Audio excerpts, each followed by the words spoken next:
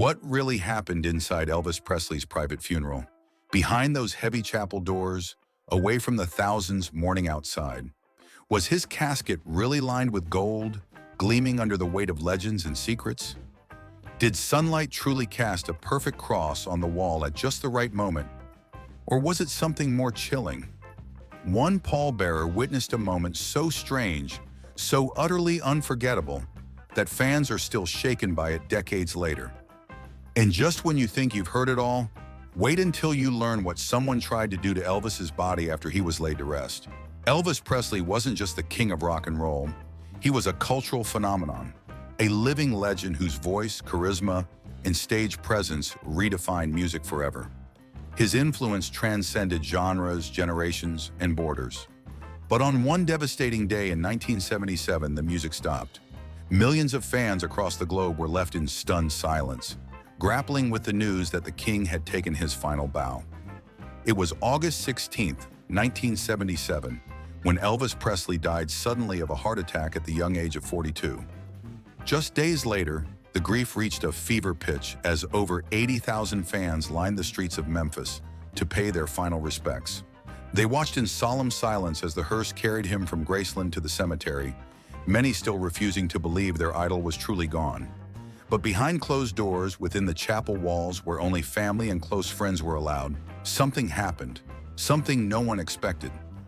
In the decades since, whispers have endured, rumors too strange to ignore. Was the casket really so heavy it sparked wild theories of hidden secrets? Did the sunlight play tricks inside the funeral chapel that made some guests question what they were seeing? And what about the unbelievable attempt that followed? A bold and unsettling act no one saw coming? These aren't just tabloid tales or fan fantasies. These stories come straight from those who were there. People who carried the casket, who sat beside Elvis one last time, and who witnessed moments that still leave them speechless. Stick around, because the most unbelievable part of this story didn't happen in the public procession. It happened during the private ceremony, and once you hear it, you won't forget it. On the day of Elvis Presley's funeral, Memphis became the center of the world's grief. Over 80,000 fans, some crying, some singing softly, others simply stunned into silence, lined the streets in a heartbreaking display of devotion.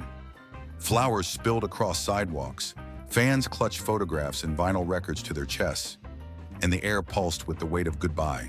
From teenagers in blue jeans to elderly women in black veils, they had all come for one reason: to witness the final journey of the man who had changed music and their lives forever. The public procession was somber yet surreal. The white hearse slowly pulled away from Graceland, flanked by a motorcade that crept through a sea of mourners on its way to Forest Hill Cemetery. Cameras flashed. People reached out just to touch the car. Some wept openly as they watched the vehicle disappear into the distance, taking with it a piece of American history. What the world saw that day was a grand farewell. What they didn't see, what happened away from the public eye, would become the stuff of legend. Inside the chapel, only a select few were granted access. Elvis's inner circle, known famously as the Memphis Mafia, stood shoulder to shoulder, each of them chosen as pallbearers: Billy Smith, Gene Smith, Joe Esposito, Lamar Fike, Dr. George Nicopolis, Charlie Hodge, Jerry Schilling, and George Klein. These were the men who had laughed with him, toured with him, protected him, and now carried him. As the casket passed into the chapel's quiet shadows, none of them could have imagined the strange and unforgettable moment that was about to unfold. Years after that haunting day, Billy Smith, Elvis Presley's cousin and one of the few remaining original members of the Memphis Mafia, revisited the mausoleum at Forest Hill Cemetery. For him, it wasn't just about retracing steps or revisiting memories. It was about honoring the truth. As someone who stood closest to the king in life and death, Billy has carried stories the world never fully heard until now.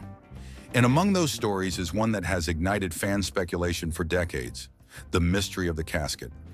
For years, whispers rippled through fan communities, claiming Elvis's casket was lined with solid gold.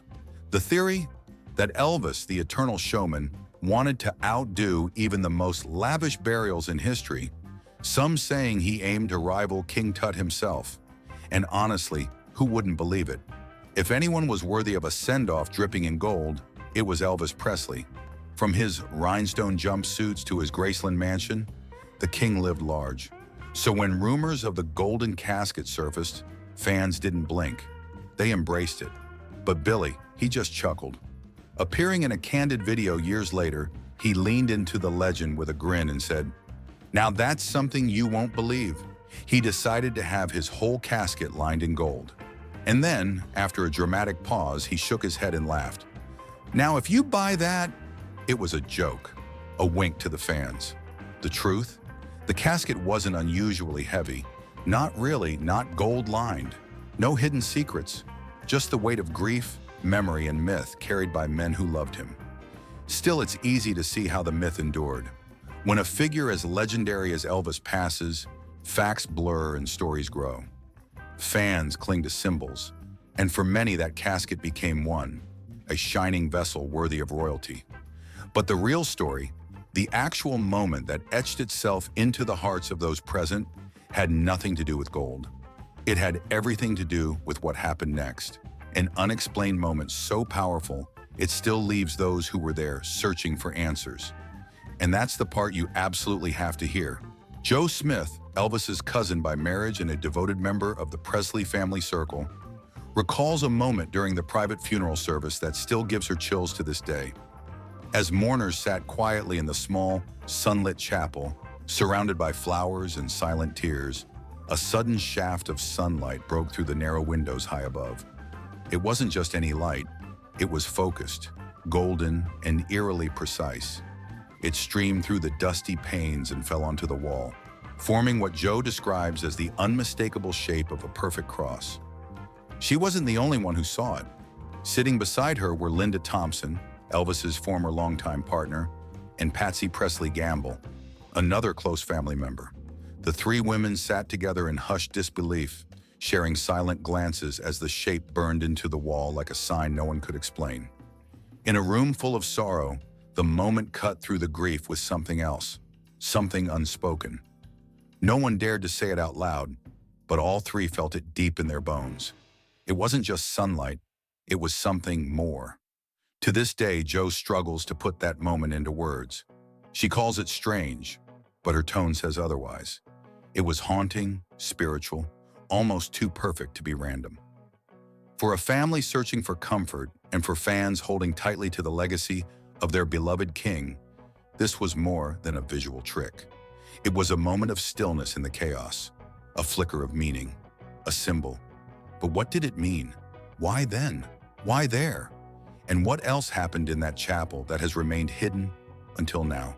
In the days and weeks following Elvis Presley's burial, his father Vernon Presley found himself facing an unthinkable reality, one that no grieving parent should ever have to confront. While the world mourned, someone saw opportunity. Rumors swirled, hushed conversations hinted at it, but the truth was far more disturbing than most fans realized. Vernon was forced to deal with the aftermath of a chilling act, an attempted theft involving Elvis's final resting place. The king's peace, it seemed, was not to be left undisturbed. It was this very violation, this crossing of sacred lines, that ultimately led to a monumental decision. Elvis and his mother Gladys, who had been buried side by side at Forest Hill Cemetery, were quietly exhumed and moved to the meditation garden at Graceland. The move was more than just about safety, it was about reclaiming a sense of peace. Graceland, the home that had been the heart of Elvis's world, would now become his eternal sanctuary, far from prying eyes and dark intentions. It was a choice made from love, but also from necessity. And yet, the fan obsession only deepened. The attempt to disturb his grave fed into the enduring mystery that surrounds Elvis to this day. For some, it became further evidence of conspiracy theories. For others, it reinforced just how powerful his legacy really was, that even in death, people couldn't let go.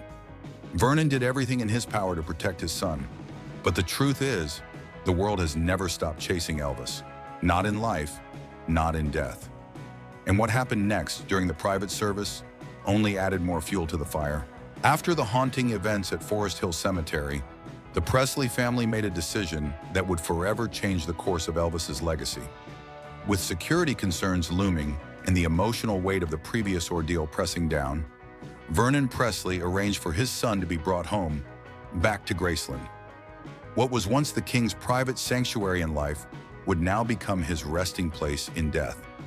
It wasn't just about safety, it was about legacy, protection, and a return to the place where his spirit always belonged. Elvis was laid to rest beside his beloved mother, Gladys Presley, whose death in 1958 had left an irreparable scar on his heart. Their bond had been one of the most intimate and publicized of his life, and now in the serene meditation garden at Graceland, they were reunited. The garden's quiet stillness, its gentle fountains, and its close proximity to the house felt more personal than any grand cemetery ever could. It wasn't a monument built by strangers, it was home, and Elvis would never be far from the music, memories, and magic he left behind. Over the years, that sacred garden has grown into something more than just a burial site. Vernon Presley was later laid to rest next to his wife, joining the son he loved and protected. Then came Minnie Mae Presley, Elvis's grandmother, affectionately known as Dodger. And as time marched on, tragedy struck again. Benjamin Keogh, the only son of Lisa Marie Presley and a striking look-alike of Elvis, was buried opposite his grandfather in 2020. Just 3 years later, the Presley family was shattered once more when Lisa Marie herself passed, and she too was laid to rest beside her son. Today, the meditation garden is more than just a resting place. It's a living story of the Presley family. Each name etched in stone tells a chapter of love, loss, and legacy. Fans don't just visit to mourn Elvis. They come to witness the unbreakable bond of a family that shaped a cultural dynasty. But even in such a place of peace, not everything that happened during Elvis's farewell was calm or expected. In fact, what unfolded during one moment of the private service remains one of the most baffling and emotional scenes ever whispered about in Presley lore.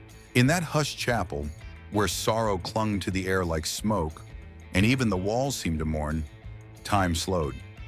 The mourners sat in solemn silence, surrounded by soft candlelight and the weight of final goodbyes. Then, without warning, a beam of sunlight pierced the stillness, cutting through the narrow stained glass windows high above. The light settled on the wall, slowly, purposefully, casting the unmistakable shape of a perfect cross. It wasn't faint, it wasn't vague. It was vivid, sharp, and breathtaking. For those who saw it, Joe Smith, Linda Thompson, Patsy Presley Gamble, it was a moment that defied explanation. This sacred moment stood in stark contrast to what the family had endured just days before. As if grief weren't enough, they had been forced to confront something darker, an attempt to steal Elvis Presley's body from his grave. It was a horrifying reminder that not even in death was the king safe from obsession. And yet, there in that chapel, as the sunlight formed its cross and draped the room in golden stillness, something shifted. The despair of loss collided with a glimmer of peace. The attempted violation of his grave and the reverence of that radiant moment existed side by side. Tragedy and hope, battling quietly in the same breath. To this day, the memory of that light lingers. Was it just the angle of the sun, a random coincidence of timing and architecture? Or was it something more, a final message, a sign, a spiritual echo in the quietest of places? No one who was there has ever forgotten it. And once you hear what happened just after that moment, what one witness still can't fully explain, you might start to wonder if that cross wasn't just a trick of the light after all. If you've been captivated by this untold piece of Elvis Presley's story, don't forget to subscribe to the channel so you never miss another deep dive into music history's most iconic moments. Give this video a thumbs up if you're fascinated by the legacy of the king, and share your thoughts in the comments. We'd love to hear what you think really happened that day. Was it a coincidence or something far more powerful? Let's talk about it below.